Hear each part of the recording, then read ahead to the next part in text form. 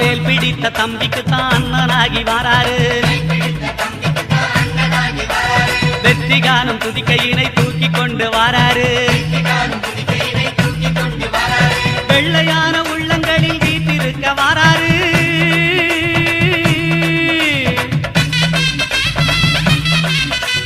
வெள்ளையான உள்ளங்களில் வீட்டிருக்க வாராரு வினைகளெல்லாம் தீர்க்க வேண்டி விரைந்து ஓடி வாராரு வாராரு பிள்ளையாரு வாராரு